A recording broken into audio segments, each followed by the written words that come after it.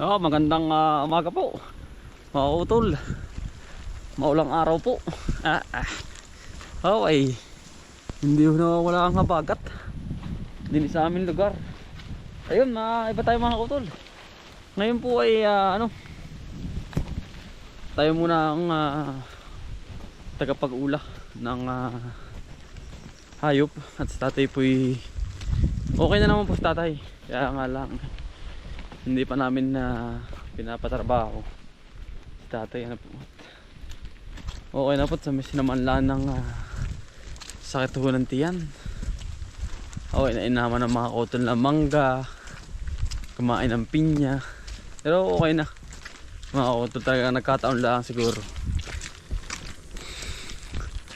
Kami ngayon pumunta roon ng Dakambal ay di ayos na po. Nagtulong-tulong na po kami para sa aming magulang. Ayan, ay bali tayo muna magbibisita ng kalupaan ni tatay, ibigan, wala ng hayop. Yun, siguro tatay po may edad na rin na mga kotol. Kaya pahinga muna talaga. And ayaw naman ng hindi kikilos tatay. Siya daw naman po malulupog. Sabi po namin magkakapatid tiisin mo na muna tatay para ikaw ay makapagpahinga. Ayun, tamang kain, tamang inom ng tubig. Nahawan-hawan na naman mga kautol yung palangitan. Hindi na po tayo sa patag. Kami po yung dahalin hininda kuya si Kambal. Pag ako po tinanghali si Kambal ang mauna mag-ula. Hindi po muna pinauuli si tatay.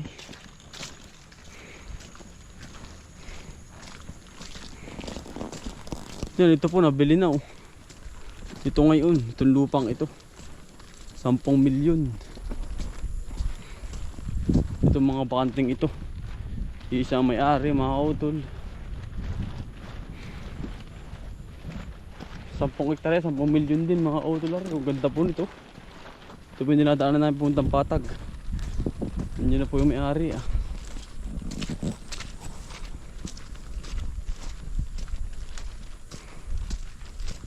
Makita na po namin yung may-ari.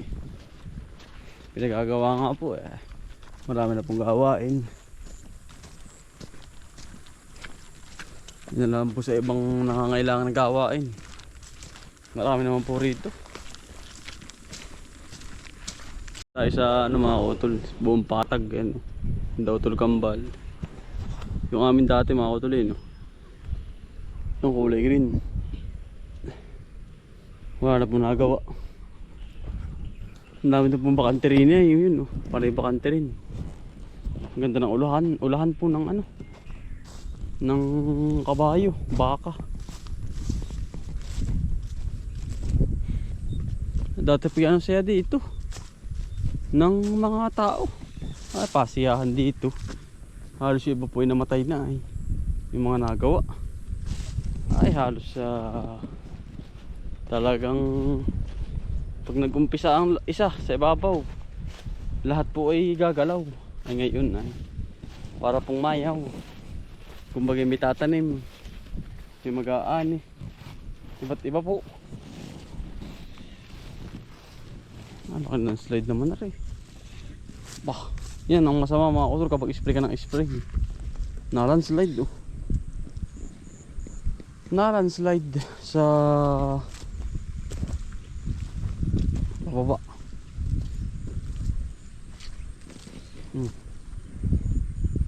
Yan. Sayang din rin mga utol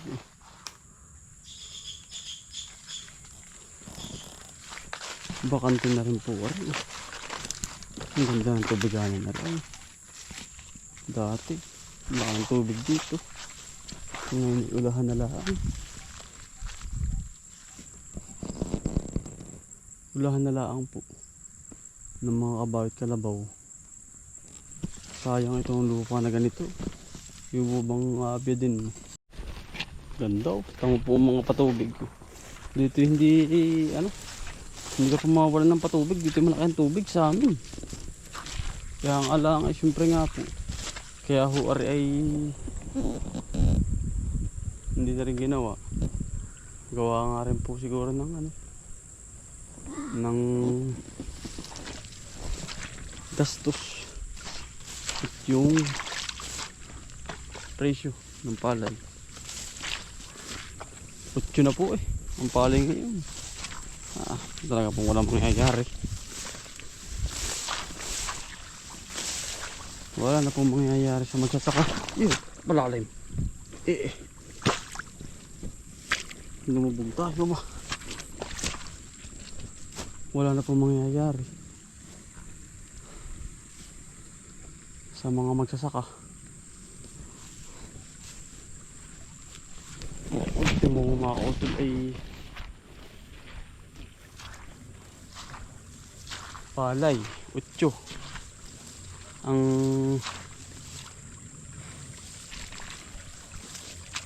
pupahan 550. Ano pa yun? Hindi kapag may ilang kilo 12 talaga pong walang mangyayari mga kautol. 12 10,000 kilo 1,000 kilo meron kang 12,000. Wala po. Pupahan may mga 10 ay 5,000 na agad. Hindi ka. Kaya mga kautol ula ko na po si Ibana at yung anak andun hindi ko na i-video at pakalakas po ng ulan talaga birong mababasa ang ating camera. Nandito po tayo sa Tibaong. Inikutan natin yung kaya natin sa kabila. Dili naman po tayo sa area na kabila na area 3 ng Tibaong. Dahil kapag kami nag-uulan tatay, lagi kong kasama ako dito kami nadaan lagi. Ay sulo tayo. Ngayon, bibisita nga po. Tatay pinandun sa bahay. Okay na naman po. Siyempre bilang anak, kami, magkakapatid, ay tulong-tulong. Amaga, or sa makalwa, ako naman, si Bunso dito naman. Bibisitahin, buula. Bakit makakabagat mga kautol din ng kabuti. Yun lang pong routine namin ngayon. Mga ilang linggo. Tatay pahinga muna. Kabuti. Bakit makakabagat. Yan ang sarap ng kabuti. Wala.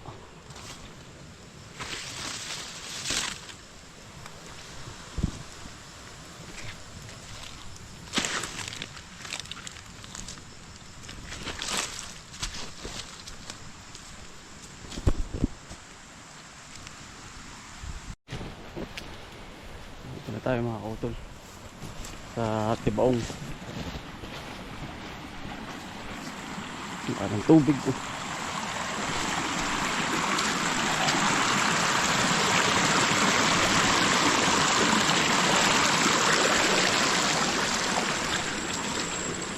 natila-tila naman ng ulan. Tubog ko talakas. Yun lang po.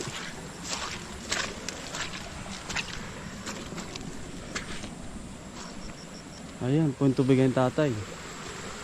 Ayos na pala to, maganda na pala.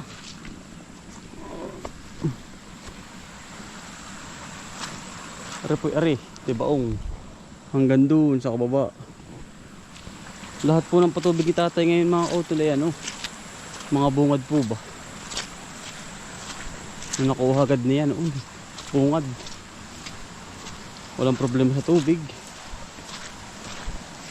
Yung kauna-unahan yung mga kauna-unahan nyo pong kukunin, patitingnan patubig, putang mo tapon na agad ganyan ho. Buka na sa tatay pababa bago magkamera sa baba. Ikaw muna, tapon na po yan yung sa ilog na malaki.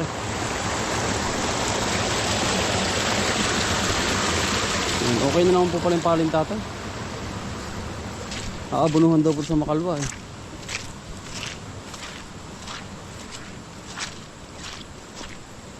Ang ganda na po. Yan ang po sa tatay mga kautos simula bata ay nagtutubigan na po. At yan po ay sa magkakapatid ay napakasipag nga daw po niyan. Sabi ni Lolo. At siya po agad ang nagkameron ng pera at kapital kaya nakabili ng mga lupa-lupa. Okay. Binata pa. Nagsikap po para magkameron. Ayun ngayon, edi meron na po sa tatay. Hindi na po mo problema. Kasi sabi nga po ni tatay, habang bata kami, advice po niya sa amin ay magsumikap para yung gusto mong pangarap makamit mo. Siyempre, ano yung pangarap na yun? Kailangan mong makamit. Paghihirapan mo daw mga kautol. Ayun, tama naman po yun. Ang advice ni tatay. Paghihirapan mo daw. Wala naman pong madali na trabaho at mangarap. Kaya lang, ikaw mismo sa iyong sarili ang gagawa ng ikagaganda ng buhay mo. Bilang isang anak ni tatay. Yan. Sa amin, pero yun naman po, wala naman po yung ano, wala ho yung inggitan, lahat aangat kami mga kautol. Yun po ang ano ng tatay. Yan po, okay naman po are kay tatay na are. At bukas ulit tayo mamasyal din eh. At diretso tayo ula dun ay sa kabila Kabayo, tapos diretso yun po yung amin na, naikot lang po ako Patag, diba o sa halamanan na, yun mga kautol. Tama po, okay na po. Quality po, palin.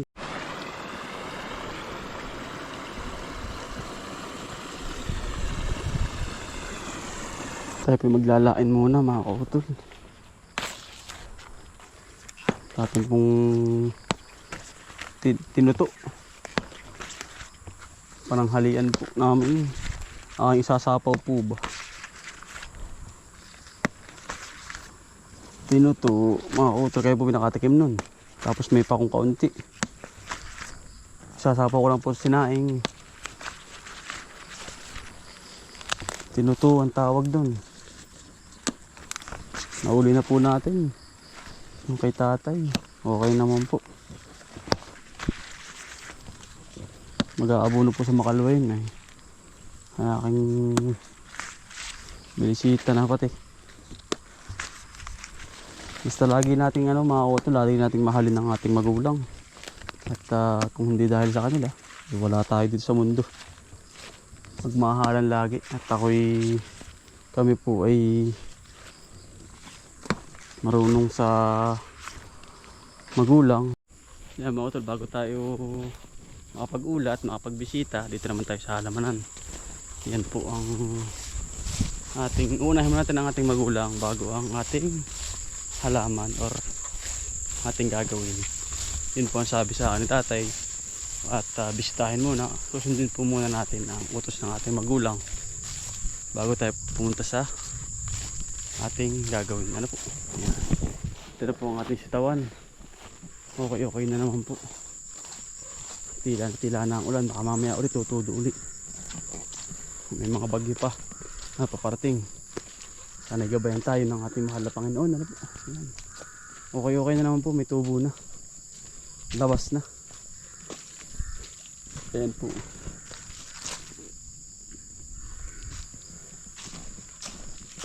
Sumabay din ang damo.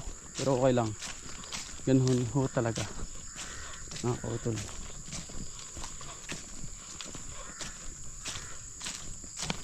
Lagi lang nating mahalin ang ating magulang habang nabubuhay po. Yan mga kautol. Yun lang po. Mamako naman tayo mga kautol sa ating isasawgin. Tanghalian na yan. Sarap na rin mga kautol. Yeah, may ginataang niyog ay sardinas lang pong katapat na rin. Sardinas. Ayos na pong pantanghalian. Kukunin mo lang po dito sa panapanabi. Fresh na fresh pa mga kautol.